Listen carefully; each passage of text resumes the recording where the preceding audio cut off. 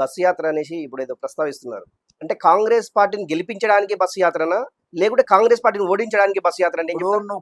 మా సమస్యలు మా జాతి మొత్తానికి అన్యాయం జరిగింది.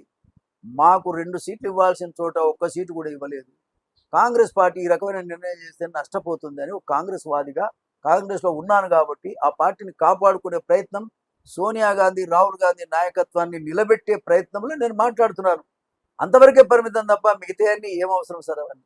మన జరిగినటువంటి పార్లమెంట్‌కి సంబంధించినటువంటి టికెట్ల విషయంలో చాలా మంది వాళ్ళ యొక్క బయోడాటాని ఒక కమిటీ ఉంటది. ఆ కమిటీకి గూడా ఇయ్యడం జరిగింది. నిజంగా ఈ కమిటీలో మోత్కుపల్లి నరసింహ గాని, మోత్కుపల్లి నరసింహులకు సంబంధించినటువంటి వ్యక్తులు గాని ఎవరన్నా అంటే మాదిగ కులస్తులకు సంబంధించినటువంటి ఎవరైనా ఇచ్చిన అది దాఖలాలున్నాయా? టికెట్లు మాకు కావాలి అని. ఇప్పుడు ఎందుకెళ్ళి చాలా మంది ఇచ్చుకున్నారు. చాలా మంది ఇచ్చుకున్నారు. దాంట్లో నేను కూడా ఇచ్చుకున్నాను.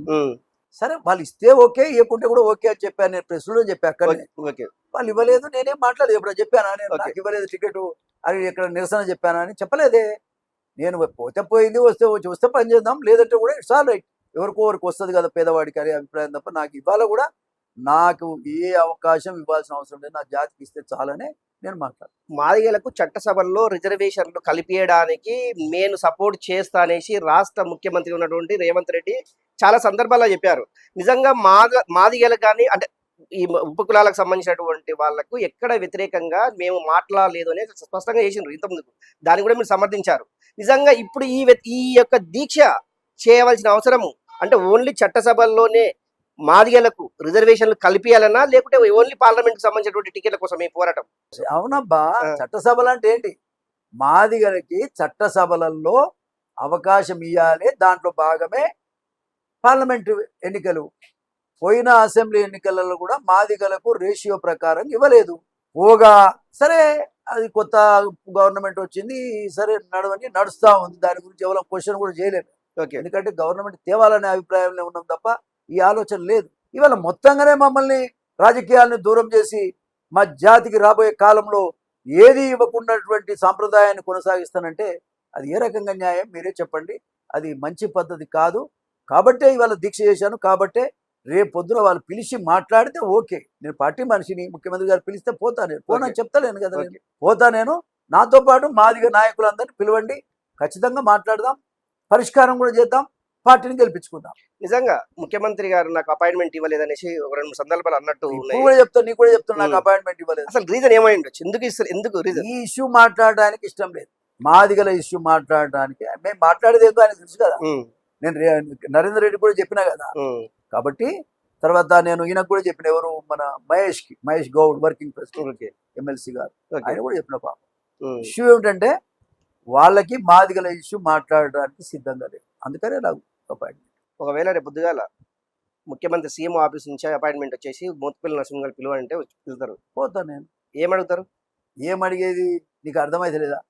ఏమడుగుతా, నా జాతికి అన్యాయం జరిగింది, అన్యాయం ఇది, అట్లా కాదులే కానీ 2 సీట్లు మాదిగలకు ఇవ్వండి, అందరం కలిసి పనిచేద్దామని చెప్తాను. నేను టికెట్లు ఇచ్చేది రేవంత్ రెడ్డి పరిధి కాదంటే అది కరెక్ట్ కాదు కదా. ఆయనే పిసిసి ప్రెసిడెంట్, ఆయనే ముఖ్యమంత్రి, ఆయనే టికెట్లు ఇస్తున్నది, ఆయనే టికెట్ తెస్తున్నది, ఆయనే ఇతర పార్టీలను కూడా తీసుకొచ్చి 5 నిమిషాలలో జితేందర్ రెడ్డి గారికి పోయి ఇంటికి పోయి ఆ శాలువ కప్పి పదవి నుంచి వచ్చింది కదా. సోనియా గాంధీ చెప్పిందా పదవులు ఏమైనా?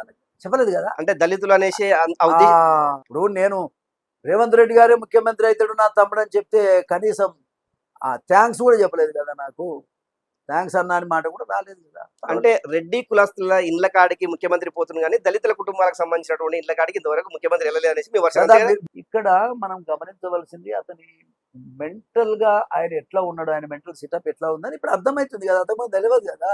పదవిలో కూర్చుంటేనే కదన్నా ఆయన కుండకాడ కూర్చుంటే పువ్వు ఎవరిని పెడుతున్నాడని అర్థమవుతుంది కదా. మటన్ కుండ చేతికిస్తాం అనుకో, ఆయన వేసుకొని తింటాడా, ఆయనకు నచ్చడానికి చేస్తాడా, అందరి కింద బాస్తాడా అనేది అప్పుడే కదా తెలిసేది.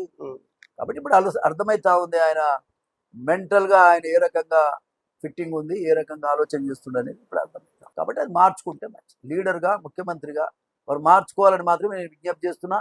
ముఖ్యమంత్రి గారికి నేను వ్యతిరేకం కాదు, నాకు ఏవి ఇవ్వకపోయినా నేను వ్యతిరేకం కాదు. వ్యతిరేకం కాదంటారు, దీక్ష చేస్తారు, వ్యతిరేకం కాదంటారు, బస్ యాత్ర అంటారు. బస్ యాత్ర హక్కుల కొరకయా, నేను చేసేది నా హక్కు కొరకు.